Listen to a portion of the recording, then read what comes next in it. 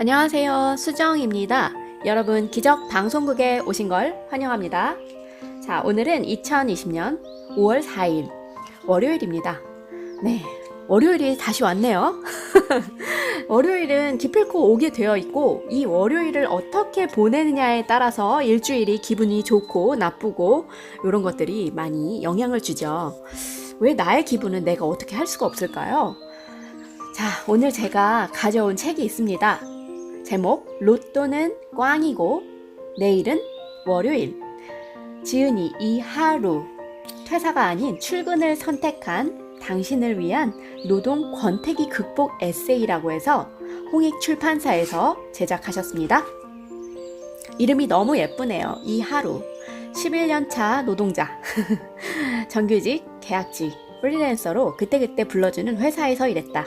얼굴에 삶이 녹아든다는데 직장 생활을 할수록 새치가 늘고 주름이 깊어지고 눈빛은 탁해지며 입은 더 튀어나와 인상이 확 바뀌었다. 덕분에 회사에 앙금이 좀 있다. 하지만 회사는 미워해도 회사 사람은 미워하지 않으려 애쓴다. 너도 나도 한낱 노동자일 뿐 하는 마음으로.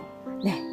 이런 녹록치 않은 직장 생활이라고 하시는데 나는 슈퍼 계약직입니다. 내 하루도 에세이가 될까요? 하고 이 책까지 3권째이라 하십니다. 맞아요. 참 삶은 녹록치 않은데 그죠? 눈빛은 탁해진다. 입은 더 튀어나온다. 인상이 확 바뀌었다. 네, 공감할 수 있는 부분인데요. 나이가 들면 당연한 부분이에요. 제가 지금 치과에서 근무를 하는데요. 이게 나이가 들면 잇몸도 약해지고 뼈가 약해지니까 관절도 물론 무리가 오죠. 하지만 내 기분은 내가 만들 수 있다 생각을 합니다. 이 책을 읽어보니까 공감할 수 있는 부분이 굉장히 많아요. 이 앞에 제1회 월요일이 싫어요. 회사가 질려요. 그리고 퇴사 씩씩거리며 씩씩하게 일도 사람도 리셋하고픈 월요일. 정말 공감할 수 있는 부분이 너무너무 많죠. 그리고 쓸데없이 회사 생활을 이롭게 하는 것들. 회사 가기 싫어서 받은 심리 상담. 매일 상상해도 질리지 않는 로또 1등. 기어코 주말도 온다.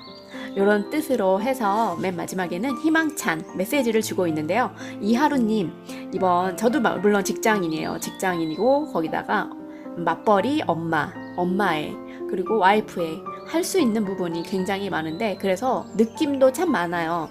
저도 지금 23년차, 24년차 직장인인데 저 직장을 안 다니면 뭐 할까 이런 생각도 하긴 하는데 요새 코로나 때문에 이렇게 집에서 지내는 시간이 좀 많아졌단 말이에요.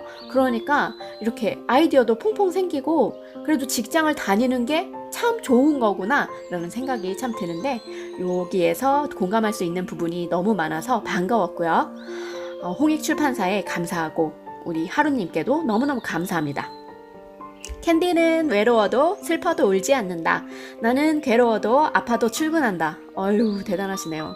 한밤에 엄마에게 한심하다고 등을 두들겨 맞은 것도 이제 6년 전 일이다. 그 사이 나는 좀 달라졌을까? 여전히 일요일 밤은 좀 우울하고 월요일 아침은 살짝 침울하다. 아직도 일하다가 감정을 다치면 울고 가끔은 때려치우겠다며 성질을 낸다. 하지만 이젠 안다. 내가 뒤치역거리고 괴로워한다고 월요일을 피할 수 없다는 걸. 어차피 몇 시간 후에는 일터로 향하리라는 걸. 이 책은 이젠 징징거리는 것도 지쳤고 그렇다고 관두기도 어려운, 그러니까 먹고 사는 일의 의미는 깨우쳤지만 먹고 살기 위해 해야 하는 일의 의미를 찾는 얘기를 담았다. 먹방이 다이어트의 독이 아닌 득이 된다는 연구 결과를 잃은 적이 있다. 월요병도 그랬으면 좋겠다.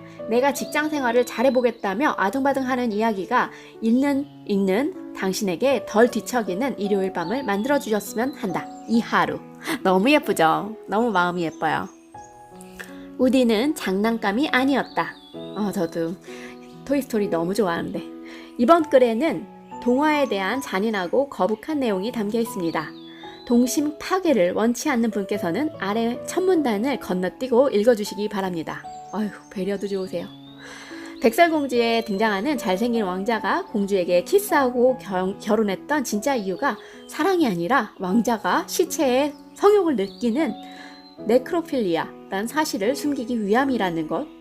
그런 이야기를 하는지 콩쥐 파찌전에서 파쥐가 콩쥐를 죽이고 원님과 결혼했다가 원님에게 그 사실이 들통나서 사지가 찢겨 젓갈로 담궈졌고 이를 모르는 팥쥐 엄마가 그 젓갈을 맛있게 먹었다는 끔찍한 결말로 끝나는 동화란 걸 아는지, 어린 시절 읽고 들었던 예쁜 동화를 성인이 되어 다시 접했을 때 무섭게 다가오는 경우가 있다. 이런 이야기를 우린 잔혹 동화라 부른다. 얼마 전 토이스토리 4를 봤다.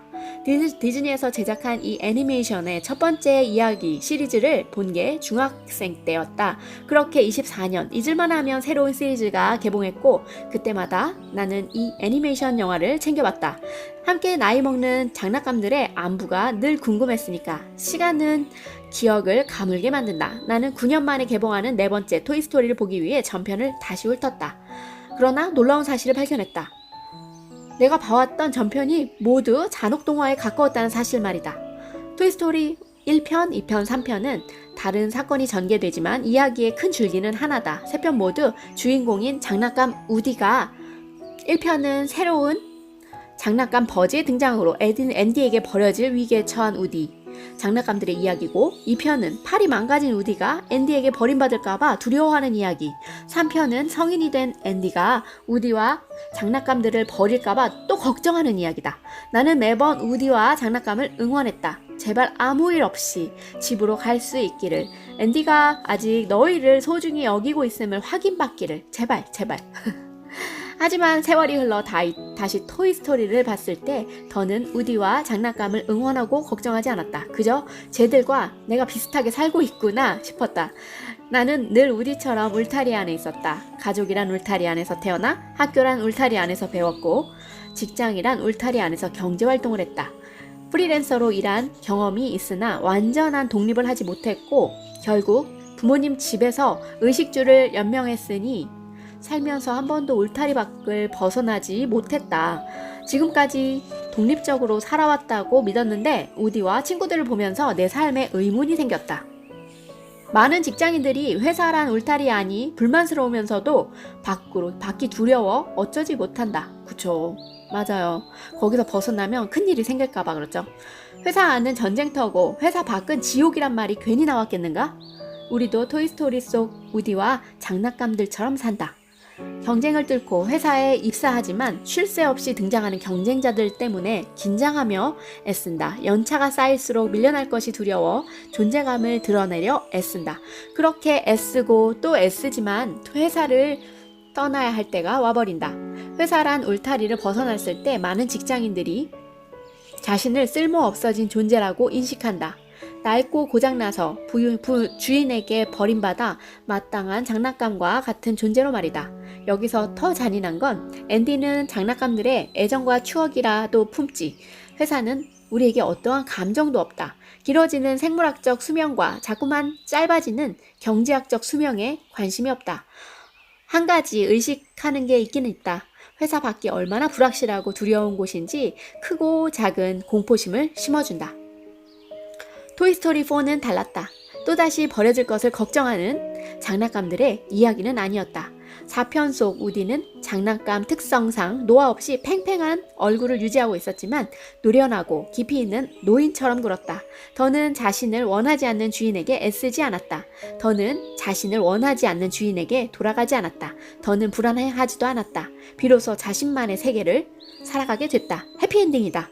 더불어 내 인생의 결말을 누르고 있는 묵직한 불안이 물 빠진 스펀지처럼 가벼워졌다. 회사란 울타리로 들어간 건 나의 선택이었다. 그렇다면 나의 삶이 잔혹 동화가 될지 멋진 동화가 될지 이것 또한 선택할 수 있는 게 아닐까?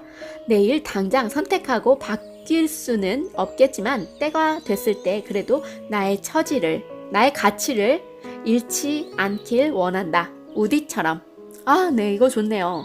맞아요. 항상 울타리를 벗어나면 두려움인데 그 두려움은 항상 성공과 같이 조인으로 온다고 합니다, 여러분. 네, 우리는 선택해야 되겠죠? 그 선택 속에서 우리는 더 나아갈 수 있으니까요. 전년 대비 26.8%가 올랐다. 주식 얘기가 아니다. 2019년 1분기 과자 맛동산 가격이 인상된 폭이다. 1990년대 초반 맛동산은 500원이었다. 초등학생이던 내게 무시무시하게 고소한 맛이 나는 이 과자는 그닥 매력적이지 않았다. 그러나 나는 맛동산을 사기 위해 슈퍼마켓으로 전력 질주할 때가 많았다. 아빠에게 맛동산은 팝콘 대용이었다. 저희 남편도 그래요. 비디오 가게에 입고되는 최신 영화를 제일 먼저 대여해야만 직성이 풀리는 아빠였다. 그리고 영화가 시작되기 전에 준비되어야 할 것이 쟁반에 올려진 맛동산이었다. 그 맛동산이 늘 집에 있는 건 아니었지만 그 과자가 없을 때는 누군가 잽싸게 사와야 했다. 그렇다. 제일 불공평하게 내가 갔다. 그때마다 아빠가 내 손에 쥐어준 1,000원 덕분이다. 나머지 500원은 내 것이었다. 이것은 신부름값이자 구매 대행 서비스 이용료였다. 좋네요. 그러면 500원이나 남았으면. 지금 생각해보면 아빠가 시킨 심부름은 딸을 위한 경제교육이 아니었나 싶다. 돈은 이래야 생기는 것이다. 이런 걸 알려주고 싶었던 게 아닐까? 안타깝게도 아빠의 노력에도 내게 경제관념이 생긴 건 퇴사하고 무일푼이 된 후였다. 내게 돈은 허구였다. 여기저기서 주워듣고 읽은 내용에 따르면 돈은 예측할 수 없는 종이다.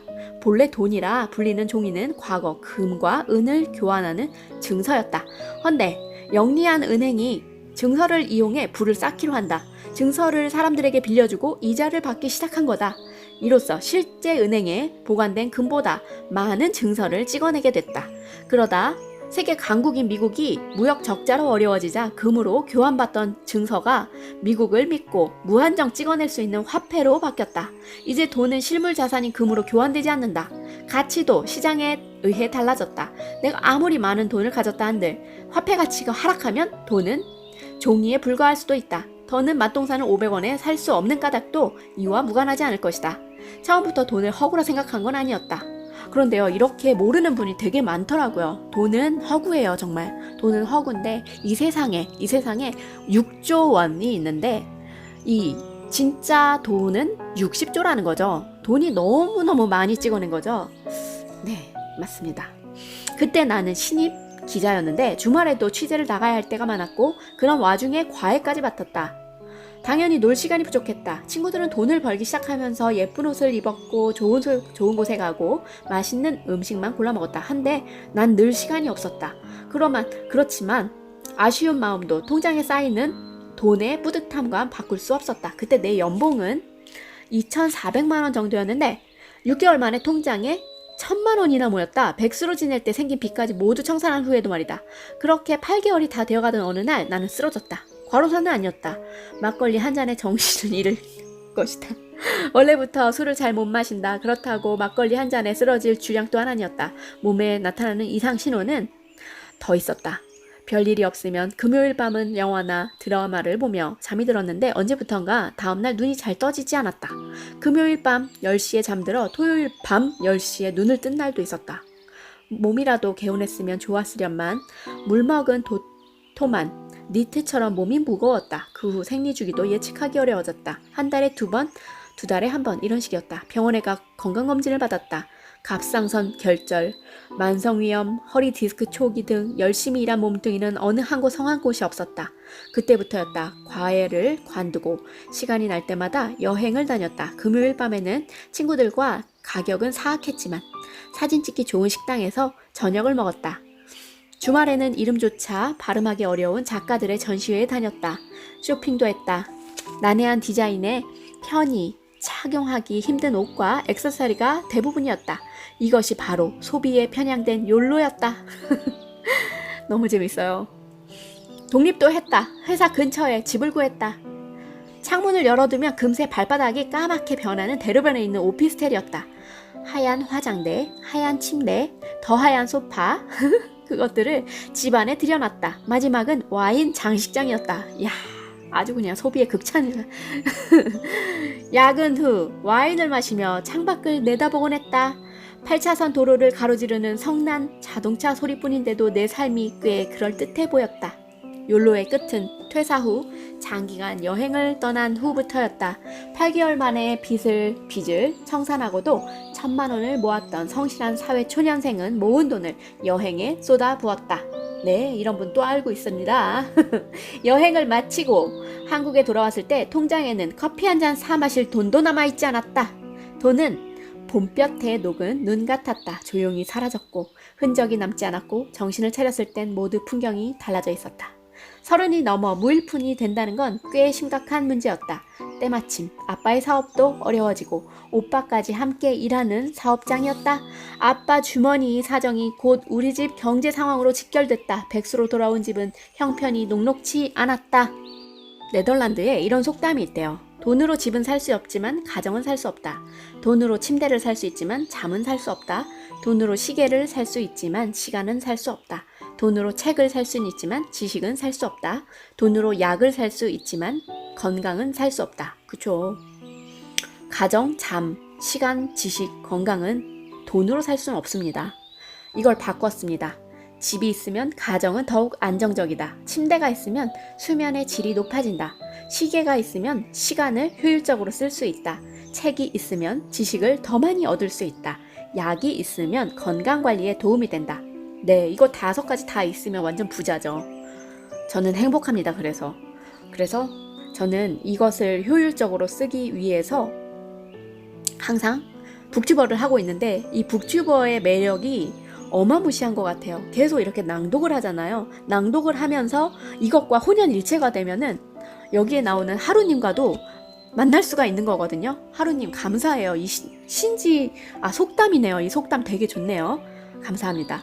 뭐든 다 돈이 행복을 가져다 주지는 않아요. 돈이 있으면 불행할 확률이 줄어든다는 것 뿐이죠.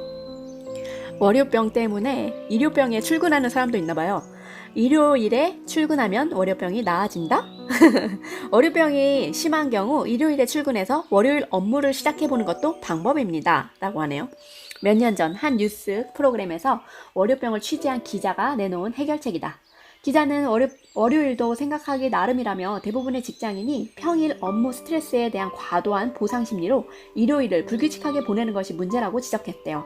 그러면서 일요일을 한 주의 끝이 아니라 한 주의 시작으로 여겨야 한다고 주장했다. 그렇다고 일요일부터 출근해야 해서 일하라니 진심 이게 월요일 해결책일까요? 어쨌든 나는 동의할 수 없다. 전문가의 조언까지 곁들여 소개한 월요병 해결책에 감정적인 불신을 하는 게 아니라 나는 해봐서 안다. 나도 한때 일요일에도 출근 좀 해봤던 직장인이었으니까. 한 공기업 홍보실에서 월간지 제작 업무를 담당한 적이 있다. 모든 잡지가 그렇듯 마감은 바늘이고 야근은 실이다. 마감이 임박할 때면 야근과 주말 근무가 이어지는데 특히 돌아오는 월요일 아침에 인쇄소로 데이터를 보내야만 잡지 발행일을 맞출 수 있는 일정일 때는 일요일까지 회사로 향한다. 일요일부터 출근하면 월요일에 대한 저항이 낮아지는데 사람도 생각할 틈이 없으면 한동안은 기계처럼 작동한다. 네, 근데 이거 기계처럼 이렇게 작동하잖아요. 그러면 나중에 나이 들어서도 나이가 들잖아요. 그러면 나도 생각할 겨를이 없이 몸이 바로 움직일 수가 있어요. 쉬면서 해야 합니다. 쉬면서. 그래서 일요일이 있겠죠. 요즘 회사에 다니며 일을 하고 돈을 벌 수 있다는 것은 축복이란 단어보다 기회란 단어와 어울리는 듯하다. 우린 이 기회를 생계를 위한 도구로 이용할 수 있고 성공을 위한 값진 경험과 동기부여로 활용할 수 있고 나와 잘 맞는 일을 찾는 과정으로 삼을 수도 있다. 맞아요. 너무나 다 풍족해버리면은 우리가 동기부여에 쓸 수 있는 조건이 될 수 없습니다. 결핍은 또 다른 성공을 가지고 오는 동기부여입니다. 여러분 감사합니다. 쓸데없는 욕의 부작용. 나는 은근히 욕을 잘한다. 일하다 보면 너무 화가 나 당장 관두겠다며 침뱉듯 말을 하고 짐 싸서 나오고 싶은 순간이 있다. 나는 그럴 때면 입안에 초콜릿을 잔뜩 넣고 볼륨을 최대한 줄이며 이렇게 말한다. 시베리안 산삭퉁 위에 굽는 갈비지 를 능가하는 세상 어디에도 없는 게노 프로세스를 잘근잘근 씹을 씹씹한 휴먼 같으니라고.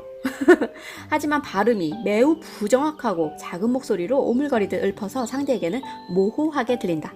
혹시 내 욕인가? 하는 의심의 눈초리로 나를 쳐다보면 나는 입안에 초콜릿을 더 집어넣고 노래를 흥얼댄다. 내가 30 중반에 이렇게 유치한 짓을 하는 까닭은 고통 없이 일하고 싶어서다.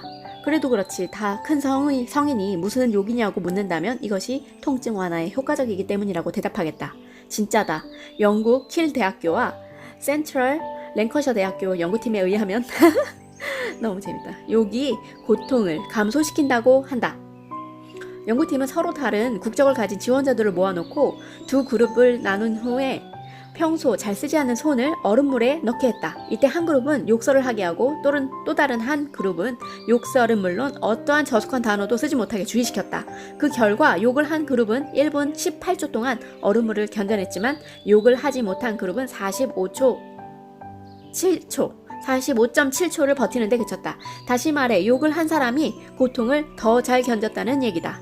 오, 그런 효과가 있네요. 욕의 효과는. 네, 효과도 있는지 몰랐습니다. 욕의 효과를 제대로 보려면 평소에 쓸데없는 욕을 하지 않는 습관이 필요하다. 참으라는 말이 아니고 아끼라는 단부다. 네, 욕도 아껴야 합니다, 여러분. 내 발로 간 심리 상담의 솔직 후기. 나 심리 상담 받으려고 아무도 묻지 않았다. 권한 사람도 없었다. 심리 상담을 받는 건 내 결정이었다. 굳이 내 발로 찾아가 받는 심리 상담에 대해 주변 사람들에게 먼저 말을 꺼낸 것도 나였다. 혹시 나를 이상한 사람으로 보면 어쩌지? 예전에 상담을 받을까 말까 고민할 때는 이런 걱정도 했다. 그러나 몸도 마음도 아파 보니 남의 시선 따위가 대수냐 싶었다. 요럴 때가 좀 상승 곡선을 탈 때 아닐까요? 막상 심리 상담을 받는다고 말하자 걱정했던 대로 나를 묘한 눈초리로 바라보는 사람도 있었으나 그보다 더 많은 사람들의 반응은 이랬다. 진짜? 받아보고 어떤지 말해줘. 심리 상담 비싸지 않아? Q&A 형식입니다. 비용은 50분 기준으로 회당 5만원에서 15만원 정도 하더라고. 나도 비용이 가장 걱정이었어.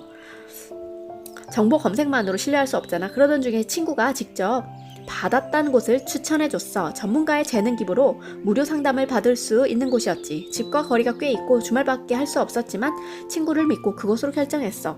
6주간 12회 한 번 갈 때 50분씩 2회가 진행되는 곳이었는데 나는 가족 여행이 있어서 5주간 총 10회를 받았어. 약물 치료 같은 것도 받았어? 약물 치료는 정신과에서 진단을 받고 처방받아서 먹는 거고 나는 내 문제에 관해 이야기하면서 문제점과 해결책을 찾기 위해서 받았어. 근데 상담하다 보면 하고 싶지 않은 얘기까지 다 해야 하는 거야? 그건 선택인 것 같아. 비밀이 보장되지. 그래서 상담받으면 좀 괜찮아져? 좀 괜찮아지긴 했어. 상담사 선생님이 내 이야기를 경청하고 공감해주니까. 그리고 내담자와 심리 상담자도 궁합이 맞아야 하는 듯해. 심리 상담이나 정신과에 가는 게 어려울 수 있다. 그러나 막상 가보면 안다.